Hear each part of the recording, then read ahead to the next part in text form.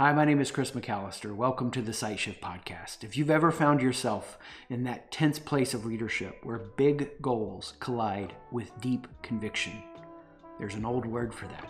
It's called wilderness. And when you're in the wilderness, in the uncertainty, you're in a beautiful place because that's where you can find ancient wisdom. For ambitious, faith-driven leaders, I want you to know there's a way forward and you're not a bad leader to be where you are. We're going to help you in this podcast take all of those moments and use them to make culture your edge in your team, in your organization, in your family. Well, welcome into the SightShift podcast, everybody. So glad to have you along with us. He's Chris. I'm Mark. We're back for another episode, working our way through Make Culture Your Edge. Some content that's in the book, some content that's not in the book that we'll get into today. And we're midway through this series, but we left off last time, if you recall, talking about change as one of the three pillars of how we understand and help you to understand culture. And the tension point associated with change is resistance. And so we unpacked that a bit last time. Today, we're going to double click on resistance and go deeper into three specific things that we pay attention to, you can be paying attention to when it comes to resistance inside of this element and tension point. But before we do that, I wanted to I wanted to have a little fun. I want to throw you off and just go, I'm still hung up on this is Chris because my identity is more than my name. And so that's another series. You're just Chris. That's another series. That's funny. I'm sorry. No, well, let's keep the laughter and the levity going. Do you remember a company back in the 80s that was just killing it? It was this unique idea that you could go to a location, a store, and borrow, rent a movie, and you could take it home with you and watch it at home.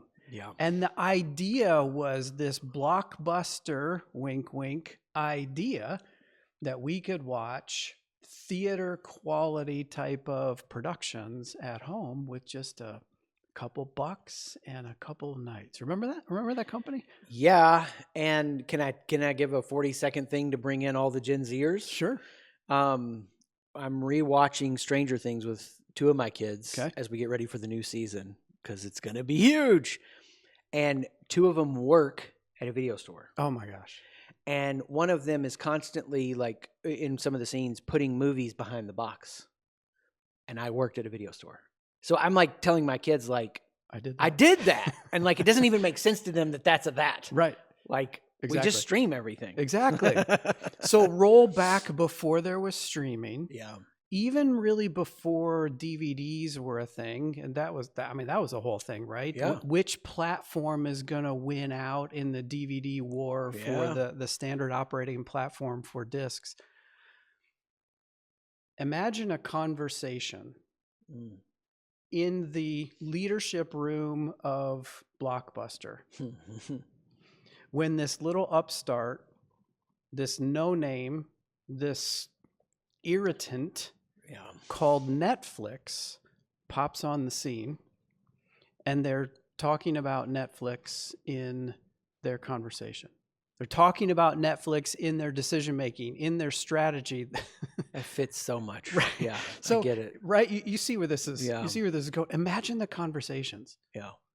They could have gone a number of ways. Like, who the heck cares? We're Blockbuster. Or the futurist, the visionaries out there saying, hey, guys, hey, we need to pay attention because this is where things are going. And then everybody else in the room that's afraid of change and doing something different and committed to the thing, they're like, no, we just need to do what we do better. We need to double down on our retail footprint. We need to double down on the physical medium through which we can serve our customers. We need better training of managers. I mean, you imagine all the initiatives. Right. None of them mattered. Right. because it doesn't matter how well we can put horseshoes on when the car comes along. Whatever. In the lore, you've probably heard this. In the lore, Netflix came to Blockbuster and said, buy us out for $50 million. Yeah.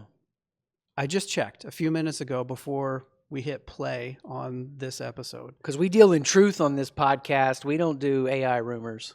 Netflix market cap today. Yeah.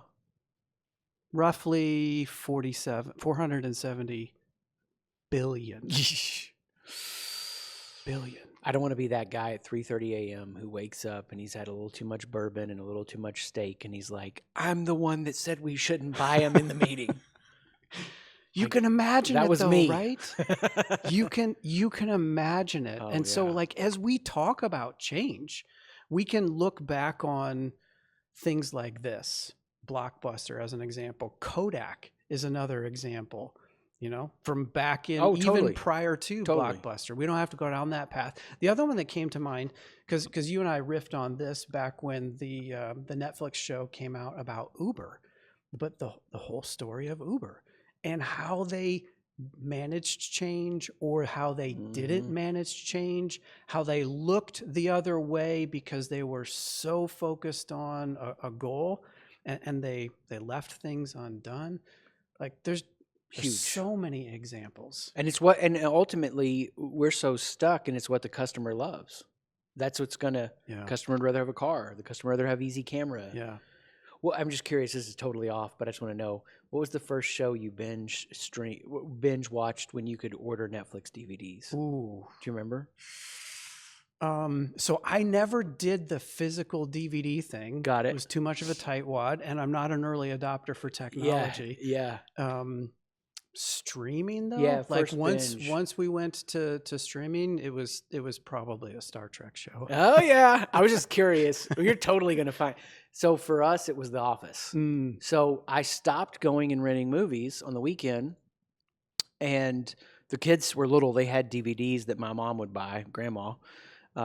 So it was The Office. And I was like, why would I go rent a movie? Yeah. We can watch 4 Office episodes and laugh so hard, and it's what the customer wants. You know. So anyway, I was just curious. No, it's just that example, Blockbuster, Kodak, huge. They're too easy not to draw into the conversation here about change. Yeah. And imagine what those conversations in the leadership room was like, or in like a couple clicks down in the organization, as you had to believe that there were Netflix subscribers who worked at Blockbuster, and were like, of course, hey, this is better, it's easier, it's more convenient, dude, and yet,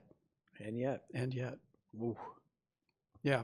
So change, we're talking about change, and in the context of culture, how do you navigate change? How do you make the right change, the best change, and how do you make it in the best way? And when you are getting pushback, resistance is the way that we would describe it. We've said this before, the healthy leader doesn't see that as a threat, but as data, as clues and signals for where there's work that needs to be done around, specifically we're talking about change here. Before we dive into the risk factors, anything else that you would offer to just kind of set this up as where we're going? Yeah, I think just reminding everybody, like, this lives in a model, and so you're not, like we said last time, just changing to change, because we measure all this, and in my measurement. And we got it over on the wall there. I don't have change as a weakness. And I know that's going to surprise Mark. I do. But it also means I don't have it as a strength. Yeah. So I don't cook things out. Yeah, very well. You change quickly. Yeah, but not in like a thorough way. Yeah, exactly. So and I only know this from the people that I tend to coach, which tend to be like that, entrepreneurial, visionary, and like can they're so far past the problem, they're already in the solution. And so what we're going to walk through with these 3 risk factors are how to do change right. And when I use these 3, even though for me it's not a strength to be able to to cook out change fully, like we've been using as a theme from the last episode. It's just powerful. So excited to dive into it. Yeah. Okay. So let's double click and start hitting these, what we refer to as risk factors, or more specific clues and signals that you can be paying attention to, and that represent consequences if you let resistance go, if you let change either not happen that needs to happen, or not happen in a healthy and beneficial way. The first risk factor that we would associate with this tension is festering problems. Yeah. Now, there's a number of things that I took away from my corporate experience, but one of them that I don't think I will ever forget, and it seems to, the wisdom in this one seems to grow with time, and that is problems don't age well. And yet there is a wiring, there is a tendency for some to not want to address the problem because it's interpreted as, if I address the problem, I'm going to create conflict. That conflict is going to upset the peace. And so I will maintain a false peace, a perception of peace, so as not to feel that sense of disconnect in this situation. And as a result, let problems go or problems fester. Yeah. And I mean, this is what's so powerful about the data, because my wiring is to try to tackle the thing way before it's ever a problem. So like when my kids were little, I was like, hey, when you're a teenager, some of your friends are going to pull away from their parent. Just way too Dad, early. I'm not out of diapers I yet. know, it's like, they're literally, there's VHS proof, because used to, you'd have the video camera, speaking of, and I'm videoing my kids, and they're like 3 and 4, Mark. And I'm like, hey, when you're like 11 or 12 or 13. So this for me, there's a seasoning that has to happen. There's a timing to things. For this wiring, for this person who has this bigger struggle with this risk factor, for them, they're on the other opposite side of that. It's like, if I ignore it long enough, it'll go away. Yeah. Which, the ostrich approach. Yeah, it gets a life of its own at that point, and spins off 7 other problems. Yep. And it doesn't work. And we know this intuitively. Yeah. But it's not the intuition or the logic or the reason that's in play there. It's the emotion. Yeah. I don't want to be in a situation where there isn't peace. And so I won't address the problem. Because if I ignore it, it'll get better or just go away, which we know I won't have to deal with it. It's going to get worse. And there's a way that I've illustrated this lately that I think people have connected with. It's like, if you sweep the problems under the rug so long, it eventually is mounded over and trips everybody up. Yeah. And so the thing you're trying to avoid, this disruption of relationship, this whole point of what this point's about, I can't walk through the change that I need to. I'm going to resist it. You end up going to, which we'll cover in later episodes, that next tension point. Conflict actually occurs. Yeah. The thing you're trying to avoid gets worse. Yeah. You're making me think of the story you tell around the canoeing trip down the rapids, where you got this sage advice after a day of hoping it would get better with each trip. Do an abbreviated version of that story. Yeah. So I had gone on a whitewater canoeing trip with a friend of mine, and classifiable rapids, saw a canoe bent around a rock, and we would go when there was high water, which made the rapids that much better. And the first day, every rapid we came to, we fell out of the boat, rolled down the rocks, and it hurt. I mean, it hurt. I had a lump on my knee. We'd pull the boat over, rest at the beach. So we go back, and the outfitter, whether he sees our bodies or the canoe, because we had signed up for a second day, just told us, you're doing it wrong. And you're doing what's instinctive, and what's intuitive is wrong. When that rock's coming at you in those rapids, whoever's in the front of the boat, I want you to put your face in that rock. Lean into the rock, lean into the pain, lean into the problem, lean into the thing you're afraid of. That's the idea. And the next day we shot down every rapid like a pinball.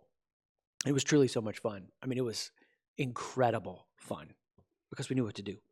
So the takeaway here is to not avoid the thing that you want to avoid, but to confront the thing that you wanted to confront, to put your face in the problem, so to speak. Like you had to lean into the rock. The rocks weren't Totally going away. Yeah. Your technique, your body abuse, the canoe abuse, it wasn't getting better the longer you did the same thing and avoided the thing. You needed to see it in a different way. And once he pointed it out, you're pulling back from the rock, which is shifting the body weight towards the edge of the boat, and it's putting it towards the flowing water, flips it every time. So like, this is what's so powerful about this section. You know, in the first section in communication, you really got to nail the truth of the moment. Like what's the pain? That's the risk factor. That was the first one we walked through. What's the meaning we make and the message we develop? Now we have the truth. Now in this section, we get to the wisdom. And the wisdom isn't always obvious. And so what I would say to people that are avoiding the things they need to confront, you're missing the opportunities life is giving you to grow your wisdom. Now, what a sad trade-off. And if you can shift that in your mind like that, it can help you get a little more inspiration, maybe dopamine, to go, okay, there's something here for me to learn that is wisdom. And I mean, how many times have both of us in the companies we've worked with and the work experiences we've had where we're like, this place just lacks wisdom. They just lack wisdom because they're skipping over something they need to square up with. Yep, right on.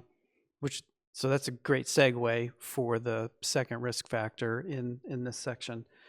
So problems fester when they're not addressed. Also related to change, risk factor number 2 in this section is narrow thinking. And in the narrow thinking risk factor, what you find, what you discover, and I'm sure you know these people. I'm sure you've worked with and around these people. You might actually be wired up like this yourself.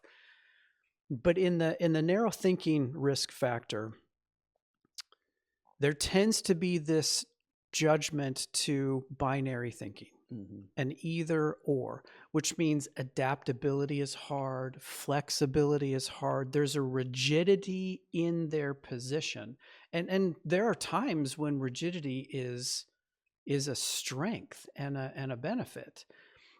But when you need more than one or two zeros or one type of thinking, a yes or no type of thinking, this risk factor, this wiring, this cultural phenomenon, not phenomenon, this cultural challenge has a hard time getting out of that either or thinking. Here's maybe another way to think of it. Maybe a little more specific, but like when everything has to be right, every decision is a weighty decision.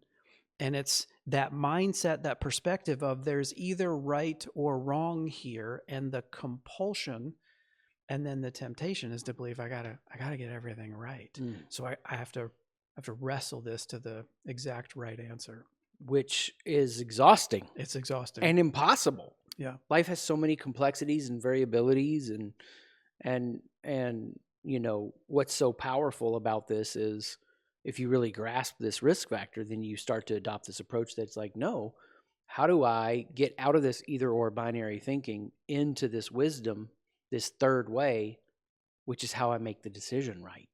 Not make the right decision, but make the decision right. Yeah. Question for you. Internally, even if you don't always express it, are you pretty good at being sarcastic? I can be pretty good at sarcasm. Yeah. So here's a pattern I've noticed with this one.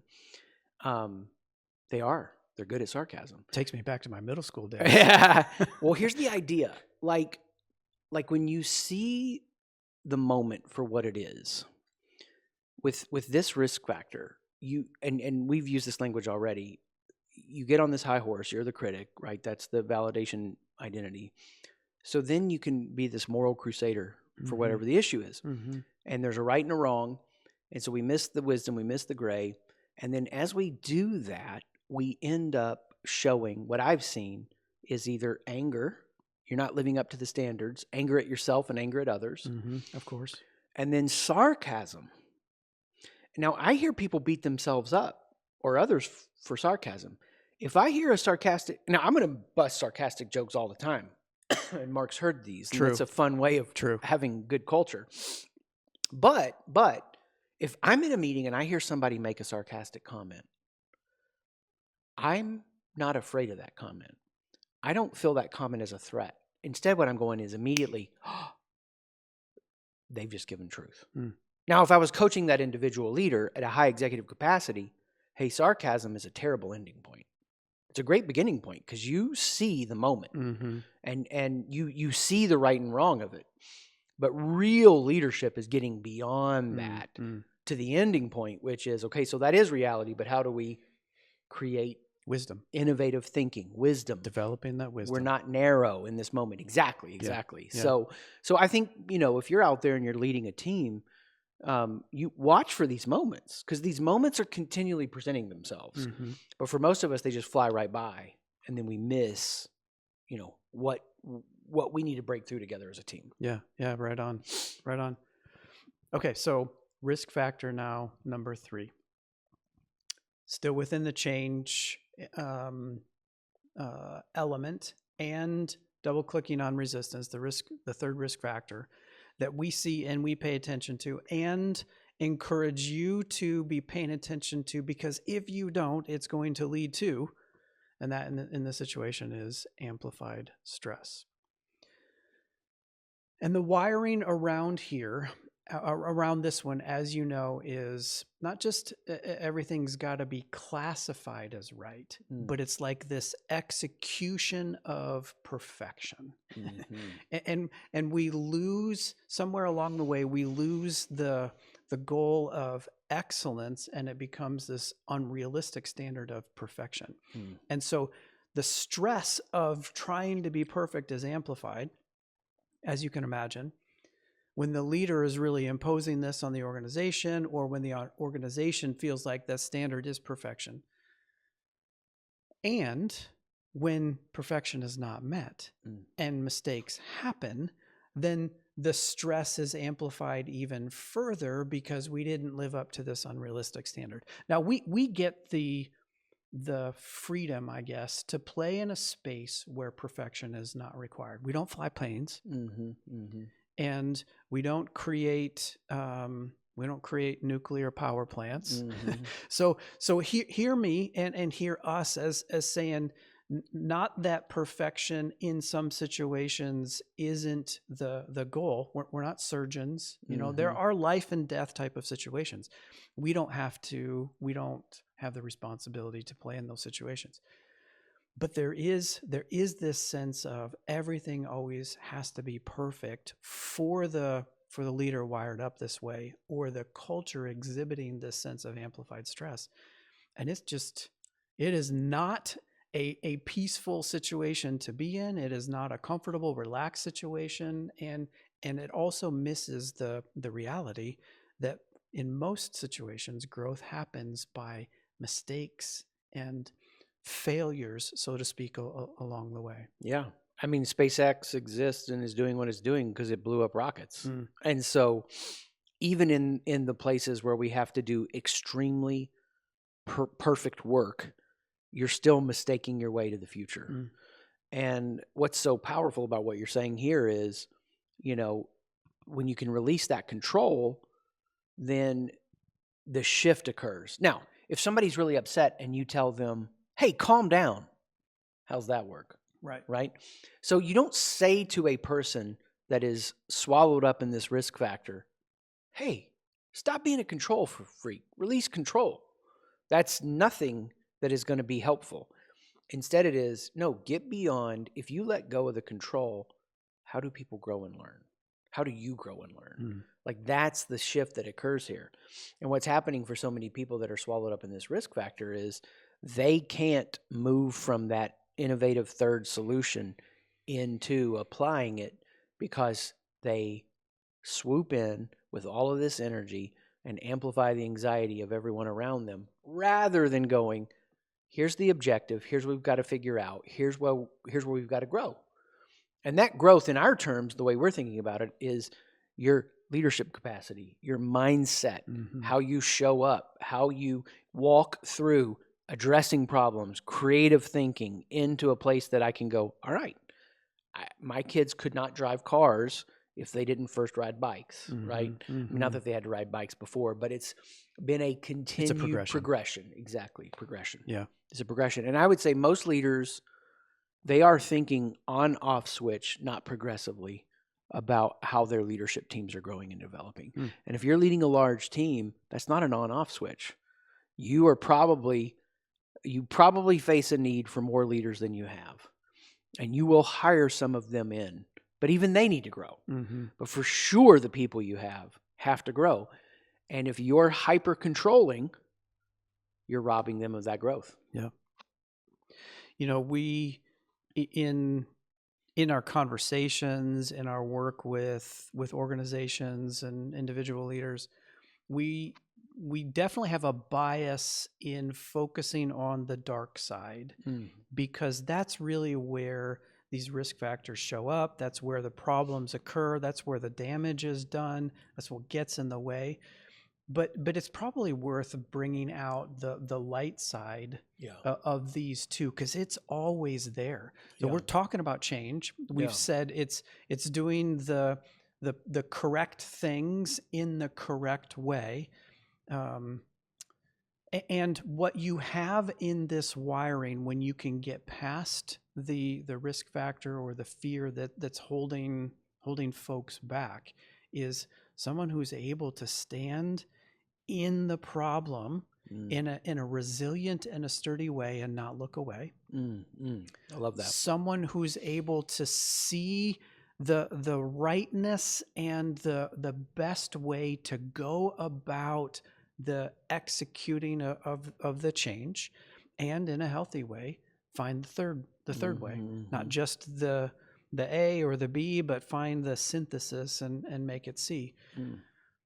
And then for this third one, the light side of the amplified stress is to know where things are going to break down along the way and anticipate them ahead of time in advance with as best of systems and structures as possible, rather than just, full speed right into the change, not anticipating where things might break along the way. Like there's benefits, there's light, there's superpowers in each of these once you can make that shift. I love that. I mean, and for me, this is such a guiding reference point, because done right, a healthy culture, it's what this whole series is about, has right communication, right change. We'll get into right connection next. So just flip those, because for this person that struggles with this risk factor, the three things that aren't okay, the three mistakes that aren't okay, everything else is okay, is if you're off vision and values, off strategy, you're like, well, I'm not going to do it that way because we've never done it that way before, and you're a toxic or divisive person. Those are the three non-negotiables. Like, you can't be that way and stay on the team. Those would be what we consider the car wrecks. Yes, thank you. Where the damage, the harm, the destruction is just too great to let those mistakes happen or go unaddressed. And everything else is a bike wreck. Yeah. Now, we don't want to keep having the same bike wreck. Right. But we're going to bike wreck our way into the future. And we use that in the book about like how I taught my daughters to ride their bike, and that isn't so dramatic when they have bike wrecks, but the car wrecks are. I remember it's about a year ago now, I think, over a decade ago, longer than that, like 13, 14 years ago, when I first named it SightShift, my wife, she was like, I love it. You know, some people are going to mess that word up. Yep. You know where that's headed. Yep. And I was like, yeah, but it'll be all right. Well, that hadn't happened in a big way. And then we had an email go out to a company that was stepping into our larger, what we call leadership operating system. So it's a big engagement, measure a lot of people. And the email just emailed to all these people, welcome to SightShift. I'll just say it. And on the inside, when I read that, I was like, oh. But truthfully, there's a part of me, if I'm honest, that wants to immediately, like, how did this happen? But it's like, no, this is a bike wreck. Now, I did say, what system do we put in place so this doesn't happen again? Yeah. But it's not a car wreck. Yeah. It's not worth it. Yeah, it's a great point. Bike wrecks can happen.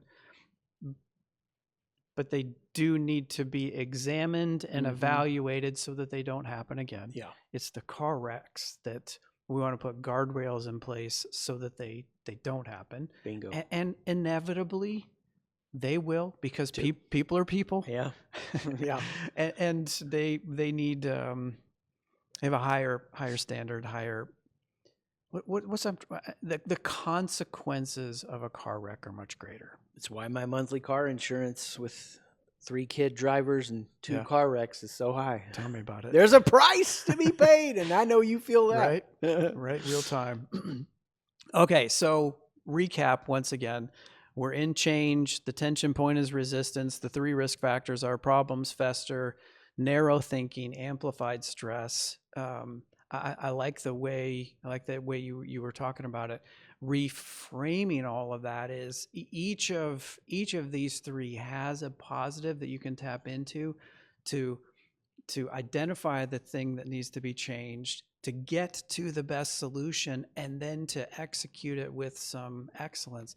Like, all of that is there when you can tap into it and make that sight shift. Yeah. Don't let those moments go by. Figure that shift out. Anything else in this category that we should hit before we wrap today's episode? The data's the data, the data. I mean, I don't even have to meet your team. I can look at their culture risk report and know the moment your team needs to break through on. Yeah. So yeah. So here's a practical application. As you're processing, as you're thinking, as you're wondering, paying attention in your culture, the way you lead, how people are responding to your leadership, where are you frustrated right now with the sense of resistance you're getting from folks with change initiative, or something that you've been considering, or something that you're trying to implement? Where are you frustrated because you're experiencing resistance, or even experiencing your own resistance as you look in the mirror and like, I'm resisting this thing. Maybe I'm not paying attention to it because I don't want to, or I don't know which answer is right, and so I'm stuck in this either or thinking. Where are you seeing or feeling some resistance? And then what's the best next step required of you as a leader? If you were secure, if you didn't interpret the resistance as a threat, what would that best next step be for you as a leader to lean into? So just a couple practical thoughts and questions as we wrap today's episode. As always, you can find more at our website, SightShift. That's SIGHT, and shift with an F in there.com. You can also pick up a copy of the book if you don't have it, Make Culture Your Edge. You can find it on our website or on Amazon. And you can go to makecultureyouredge.com. Either get a copy there, follow along in the movement, and stay connected. Chris, as always, fun to do this with you. Yeah. Thanks for the opportunity. And thank you for being here with us for another episode. And we'll see you again next time. Thanks so much for being with us on the SightShift podcast. I hope in some way we've encouraged you to face, lean into, and become aware of the moments that represent so much transformation possibility. If you want more, you can always go to SightShift, SIGHT, shift.com, and learn to make culture your edge.